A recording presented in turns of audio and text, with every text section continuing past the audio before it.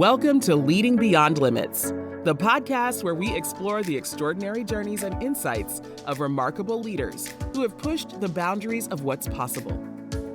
Your host, Angel Radcliffe, who is a digital transformation leader, author, speaker, and financial educator, will lead each episode and dive deep into the stories, strategies, and philosophies that have empowered these exceptional individuals to lead, inspire, and achieve beyond the ordinary.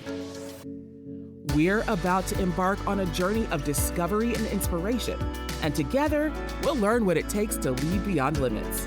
So grab your cape, or at least your favorite coffee mug, because we're about to unravel the extraordinary tales of trailblazers who've turned impossible into I'm possible. Let's get started. Deborah, welcome to the show. Thank you for having me. I'm really excited to be here.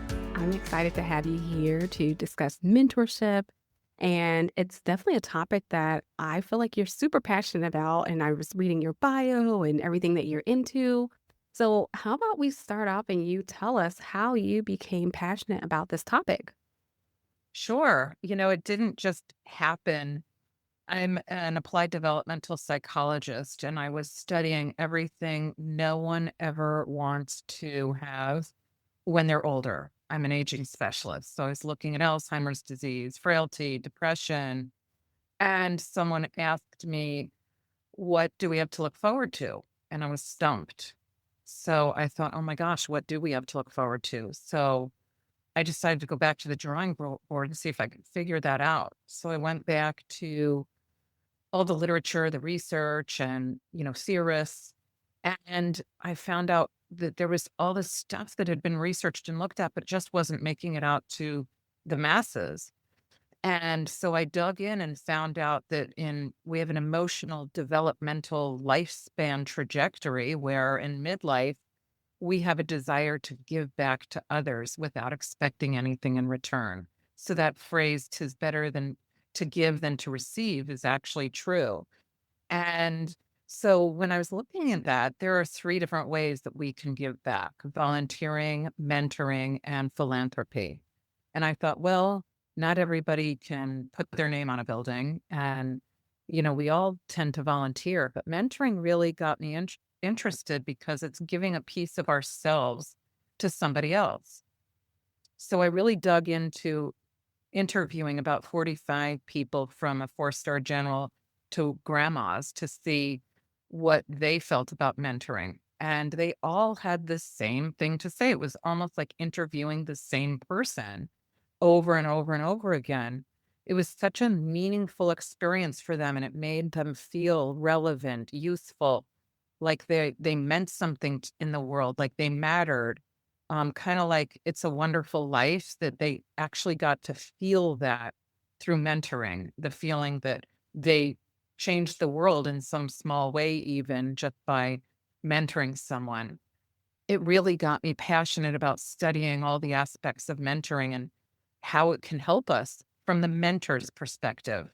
We usually think of mentoring from the mentee's perspective, but I was really interested in it from a lifespan trajectory sort of framework, and looking at it from the mentor and what they get from it and how that makes their world different. So that's really how I became passionate about mentoring. And, looking back at your career journey and even going back to, if you think education wise, were you lucky enough to have any mentors in your life? Oh my gosh, yes. I go all the way back to my grandfather when I was 5. He was my very first mentor that I'm sure I had others, but the one that I can really remember very clearly. We would go driving through the streets of Des Moines. I was from Des Moines, Iowa originally.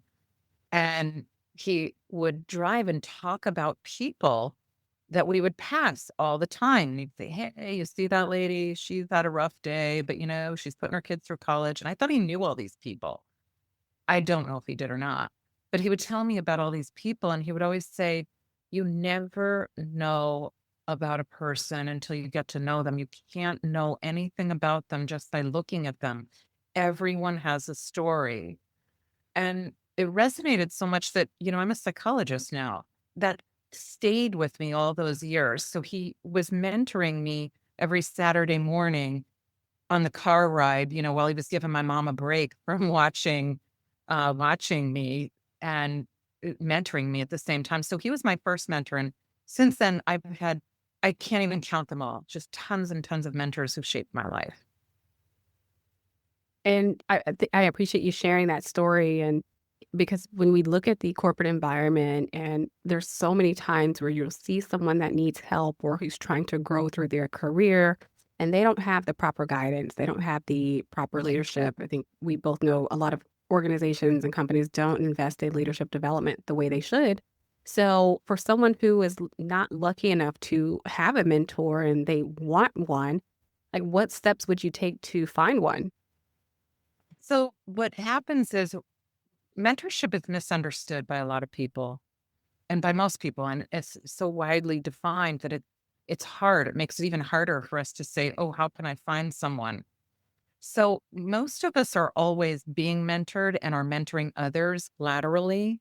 Those are the people not above us in the workplace, but our colleagues. They are our friends. There are other people. And we're doing this naturally. So when you ask someone, hey, can you help me with something that you're an expert in? I'm not. And the person helps you. That's really mentoring. At work, when we're looking to have someone help us move upward, that's where it gets tricky because people say, oh my goodness, I really want to ask someone above me, but I feel like I'll be a burden or something like that. And I write about this in the book, The Mentorship Edge, with the example of Irene Yakbist. She is someone who was at NASA and she was on the mission to Mercury, really smart. And she moved from NASA to another large corporation doing similar things, using her engineering skills and that background in the same kind of way. But it was a whole new lay of the land. And it didn't matter that she'd been working for decades. What mattered was it was a new place. And every person who walks into a new job has a little twinge of that middle school cafeteria kind of thing where you're walking in and you're like, "Ooh, where's my table? Where do I go?" So she had that. And what most people can do is they can reach out to somebody in the way that Irene did. She happened to be at a conference within her organization, and someone a few levels up above her said, "Hey," to the whole crowd, "I'd like to mentor anyone who's interested." And Irene was unsure of herself. She said, I feel too uncomfortable to approach her. And I said, why don't you send her an email? And rather than say, hey, I'd like you to mentor me, say, I'm new here and I'd love to get the lay of the land from you. Do you have 5 minutes for coffee where you can sort of help me out? And the person immediately responded to her and said, yes. So the recommendation that I give to people when you're looking for mentorship is to really reach out to somebody and say, hey, do you mind giving me some advice? And you see where that leads. A lot of people think that mentorship has to be like an arranged marriage where if you ask somebody for help, they're your person for life. We should be getting a ton of mentors, not just one. And we should be seeing if this person is someone we want to stick with. Do we want their advice? Is it someone that we value their opinion? Because if not, it's great. You can cut loose and go get somebody else. But if it is, it's going to be a two-way street between both of you. And it's going to be really wonderful, like it was for Irene, whose mentorship with this person went well beyond that and lasted for a couple of years. So that's really the way that I look at it for looking for a mentor in the workplace. And I love that example because it can be something so simple and starting off as a 5-minute conversation that can lead to building a cadence and long lasting relationship.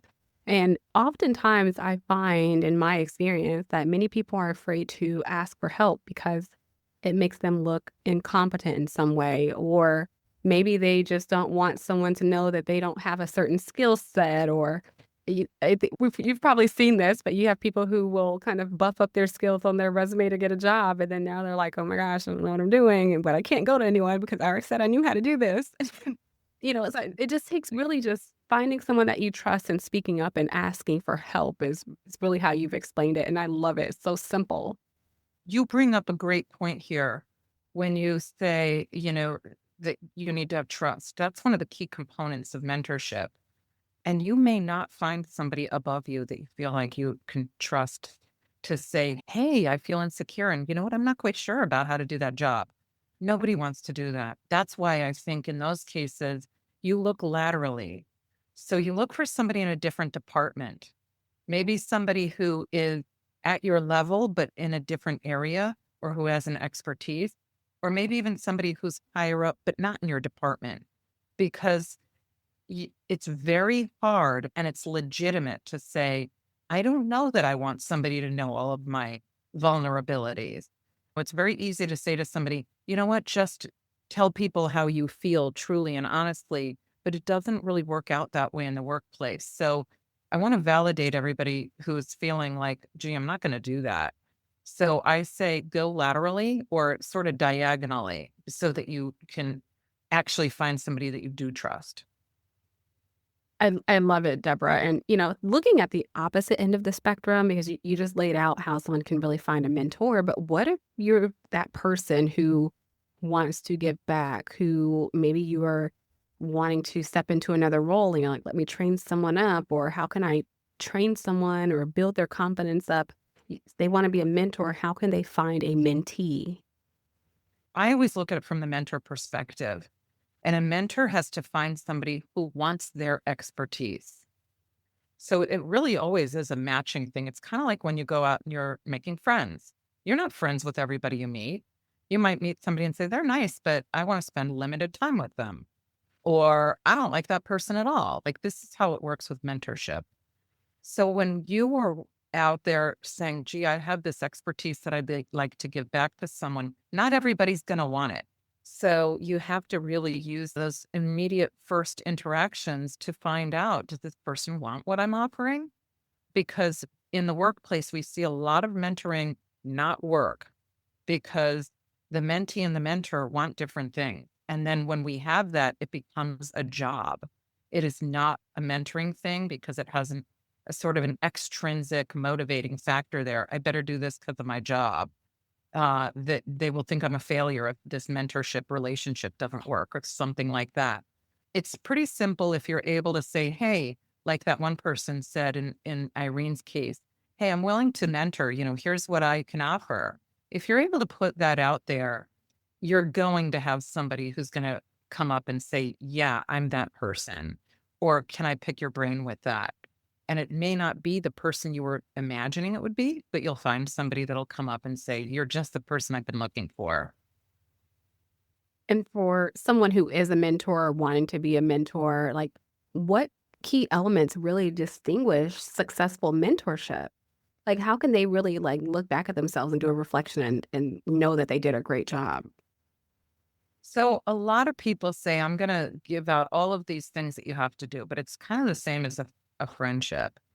And in the sense that when you're a good friend and when somebody's a good friend to you, right? If somebody throws you under the bus, not a good friend.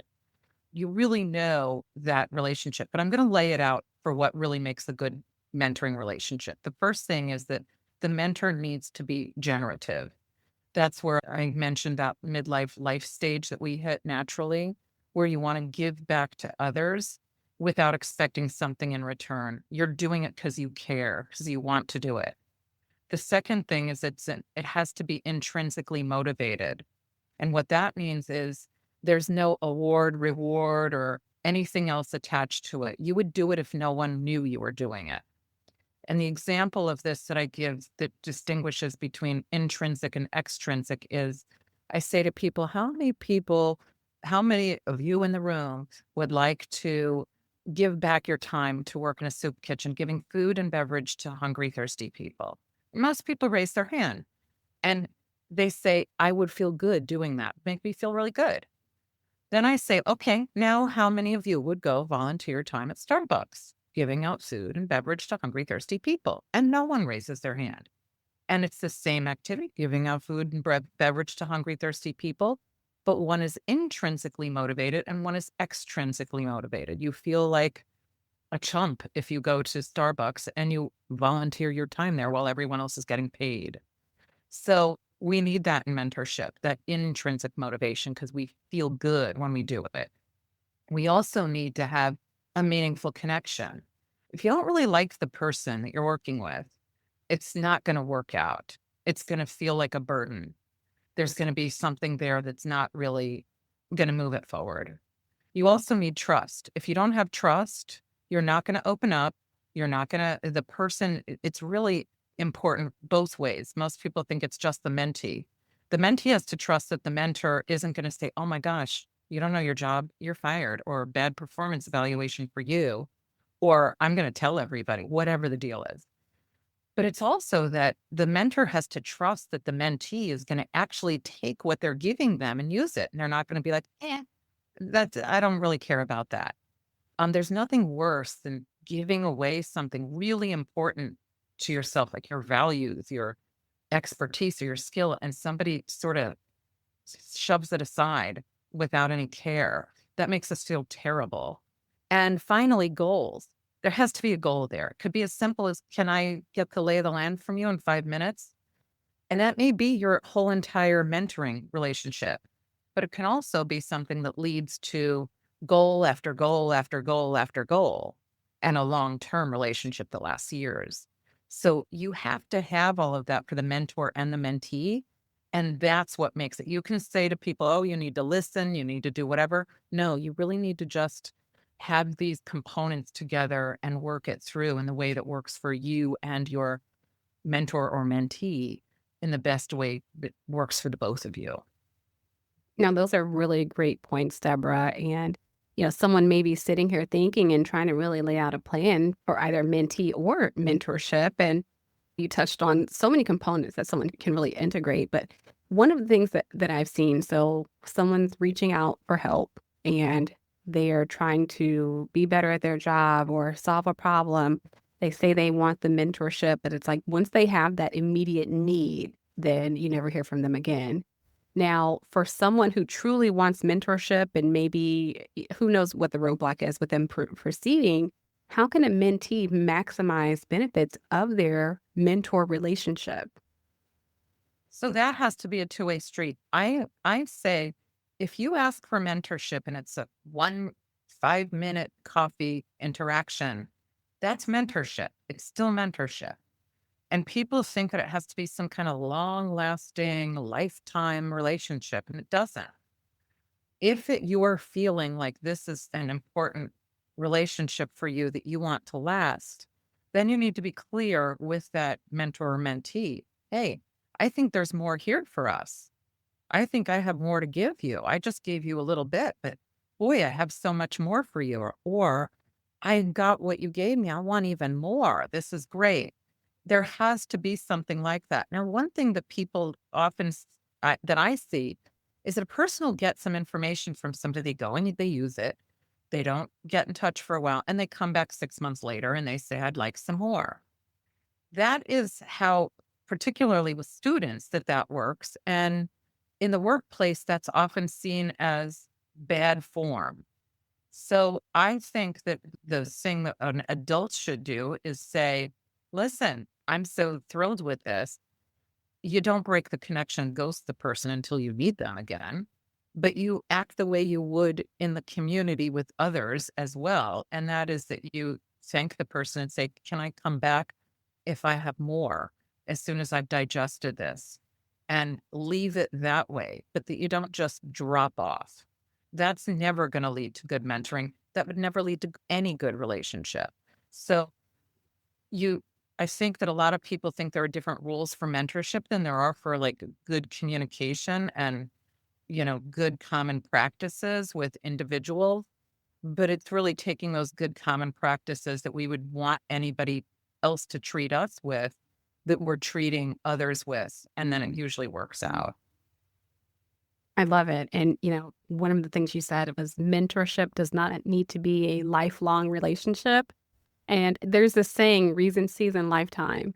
So I feel like at different stages of your life, you will have different mentors for different reasons. And so if it's in school or if it's your first entry level job, or maybe when you are first becoming a leader, or even when you're a seasoned leader or executive, you'll have these different levels of leadership, of mentorship, and each person comes in at the right time, but it doesn't need to be life lasting. So I really like that you've clarified that. Because I think some people do get offended, like when they don't hear back from the person and they're like, okay, I thought they really wanted the help. But, kind of moving on, I know you run the mentor project. And so I'd love for you to share more about it and what's the inspiration behind it. Oh, sure. So the inspiration behind it was I was talking to when I was interviewing mentors, I was talking to some who were super high level people, like the top 1% of in their field, people had changed the world. And they were saying that they didn't have access to students to mentor or to younger people because they were leaving the workplace. So an example is Bill Cheswick. He's one of the fathers of the firewall, and he worked at Bell Labs, and he was retiring and living on a farm. And he was really nervous right before he was retiring because he said, I have absolutely no access to anyone. I'm moving to a farm. And, he said, it's not like I can go to a park and say, hey, kid, you want to learn quantum mechanics? It's not what you can do. We decided to start the mentor project because a few people were saying, yeah, I want a mentor and I don't have mentees. And I thought, how bizarre that these really amazing people have no access to mentees. And we're always hearing about how mentees want to be matched up with mentors. There's a connection problem. And it's that the mentors aren't near kids, and kids who would love to have access to these people have literally no way of getting in touch with them. So we started out with just like 10 people, and everyone told me no one who's, really successful is ever going to want to volunteer their time.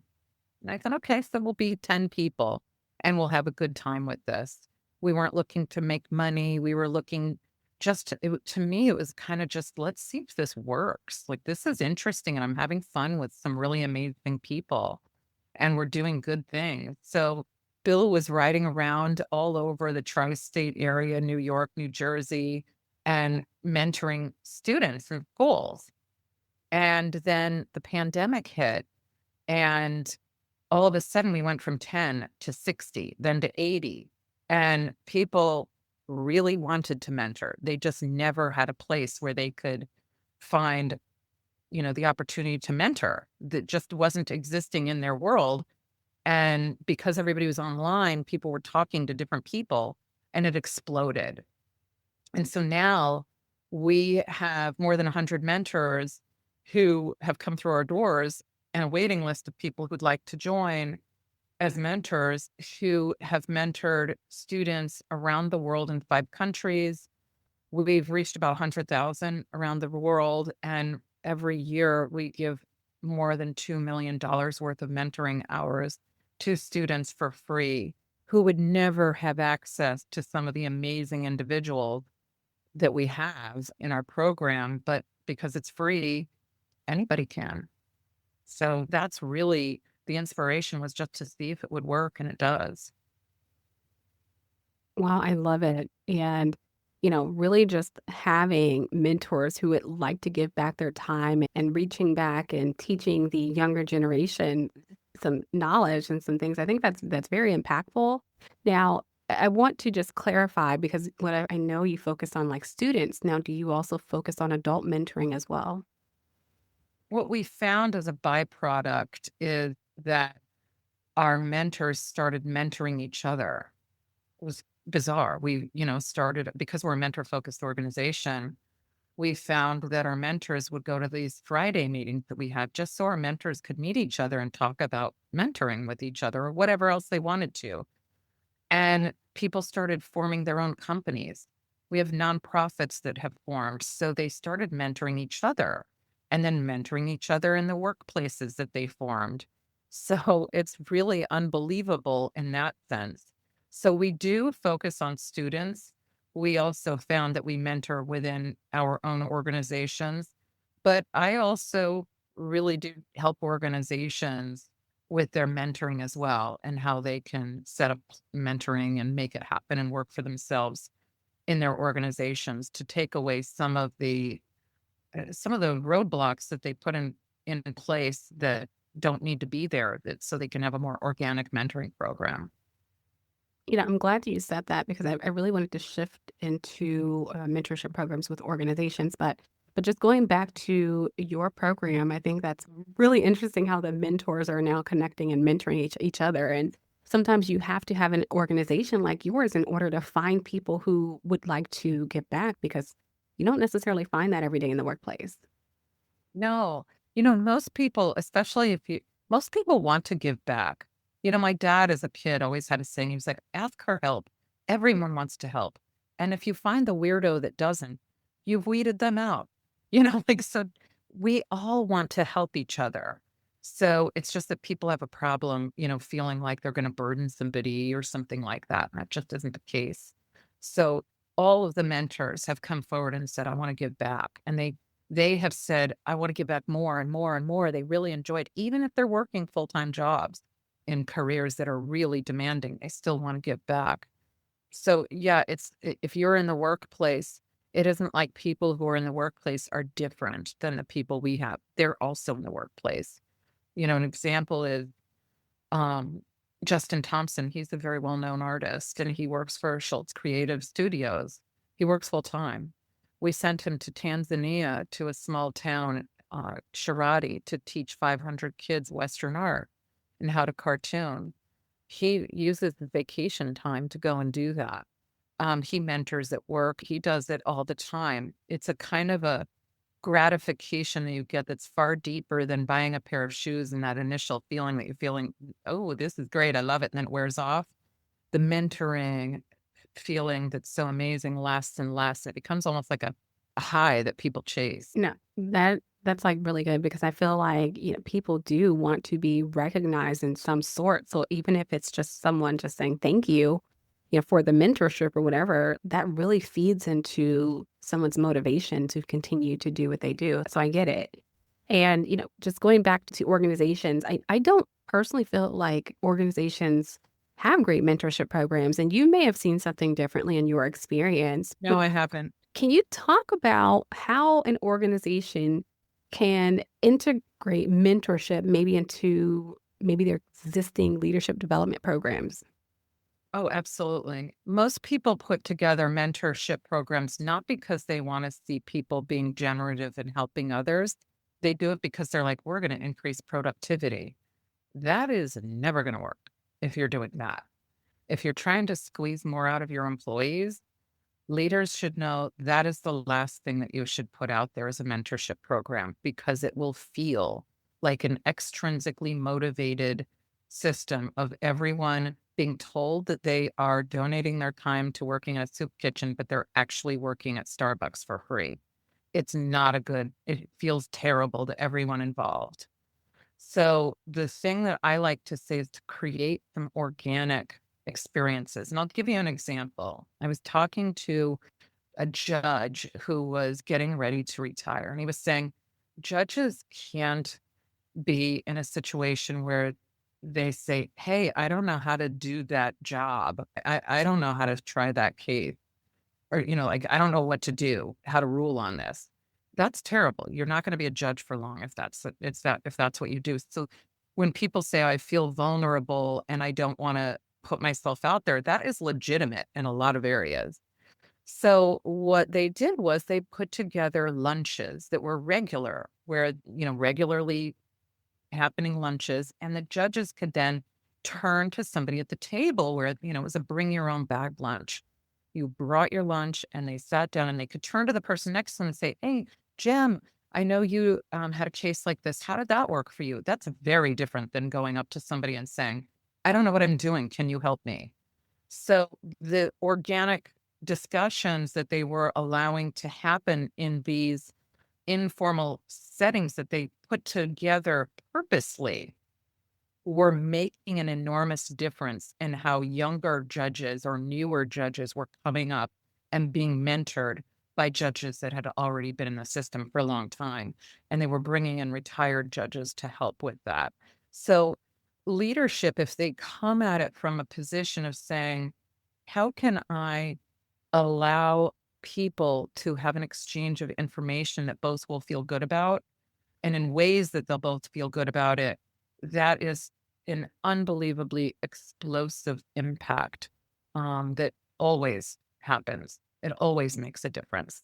And you can measure that. You can measure how your cases are working. If you're in a hospital, how many successful, surgeries do you have, or how many, successes do you have on the floor or the unit that you're working on? And that can be that you're setting up organic things like grand rounds, that you're setting up places where people are encouraged to talk about things that they aren't clear on in a safe environment. So by doing those sorts of things, you can make it so that something that you were originally thinking of setting up as performance evaluation turns into something that people are automatically making part of their work life. So I'm glad that you kind of focus on some metrics there and really like seeing if how that mentorship is playing out. Now, for companies that may be in the middle of implementing a mentorship program, there's always going to be challenges. And for companies that come into roadblocks, maybe there's people who are signing up as a mentor or mentee and then not showing up. How can companies overcome those challenges? So, what a lot of people do is they try to make it so that it's very operationalized and that there's no wiggle room for anything. They'll either have matching programs and you get matched with somebody like it's an arranged marriage, right? And that you get put out there and you're with somebody doesn't show, and nobody's taking it seriously. That's why. It's because it's been enforced there. It's like saying, okay, Angel, you go out there and you're going to become friends with Deborah right now. And you're like, you know what? I'm good with friends. I don't need another, that kind of a thing. So if you're doing something that's enforced, say you're putting something out there, dial it back. Just do a component of it and don't make it an enforced matched thing.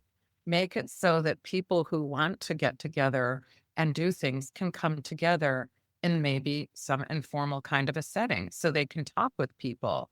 That can be like we do with our mentors that just organically happened, that people started mentoring each other.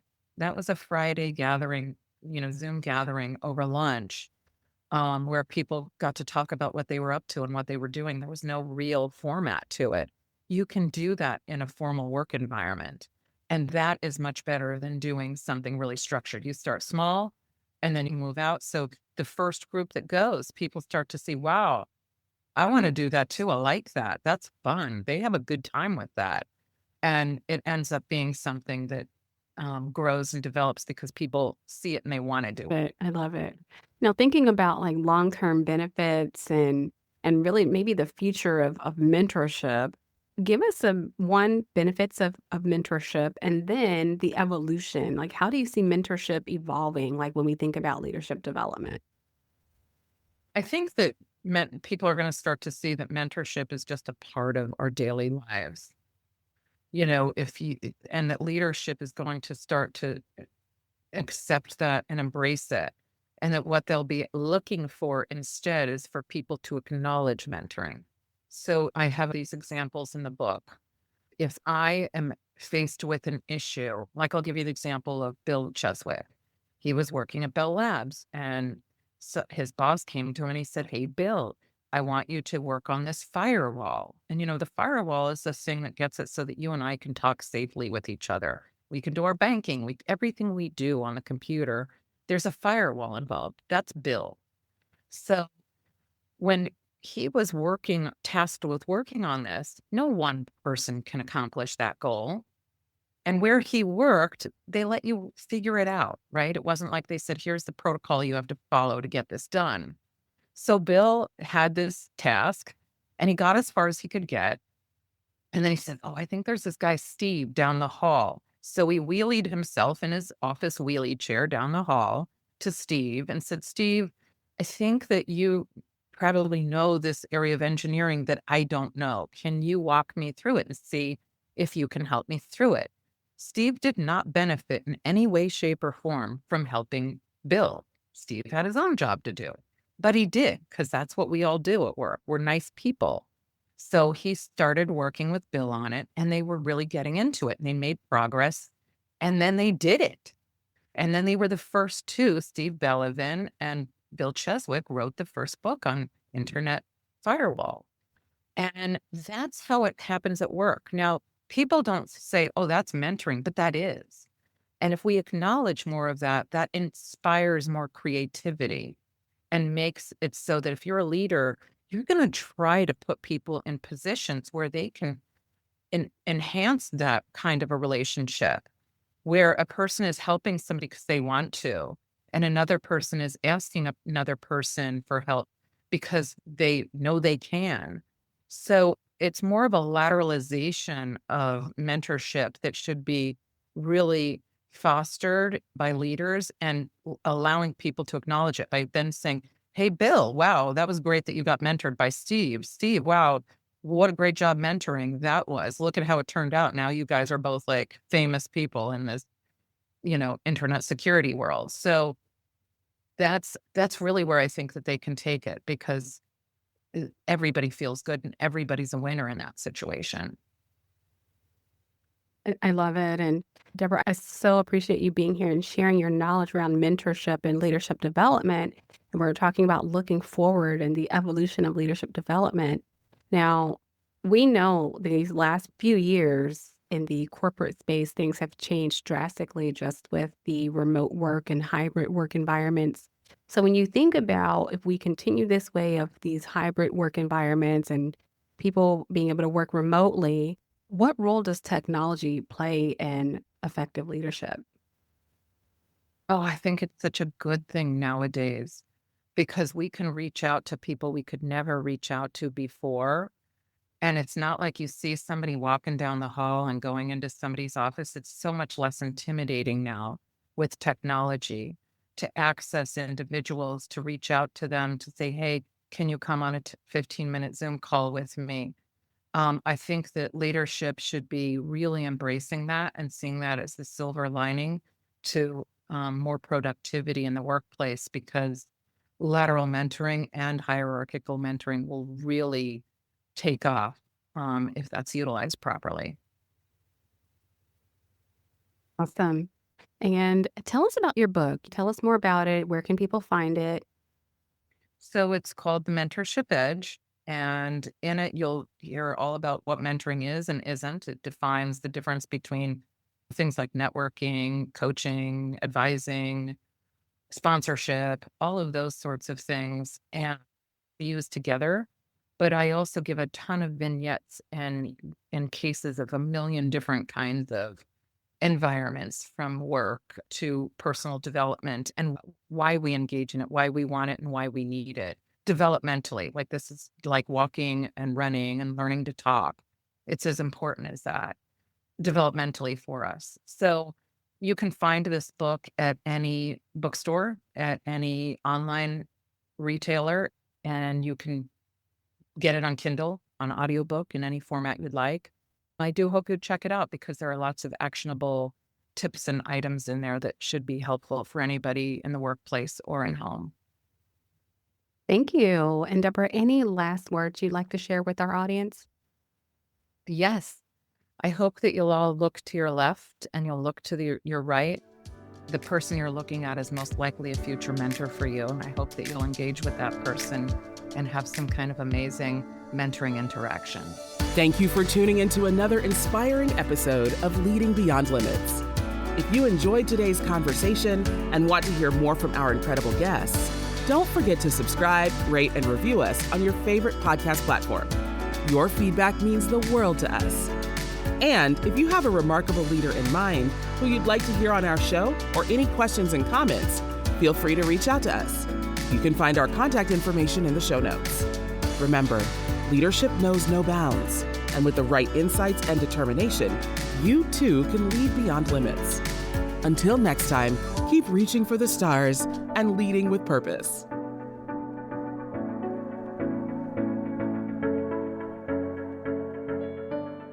Breaking news for your home. Wayday. Wayfair's big sale is almost here, and you can score the best deals in home. Like up to 80% off everything home. Yes, you heard that right. 80% off with free shipping on everything. Plus surprise flash deals all Wayday long. We're talking outdoor furniture and essentials, rugs, and more. All at Wayfair, and all up to 80% off during Wayday. Shop Wayfair's Wayday from April 25th through 27th. Wayfair, every style, every home. Work moves fast. From emails and reports to proposals and updates, you're expected to think clearly, write confidently, and get it right the first time. And every message counts. That's where Grammarly comes in.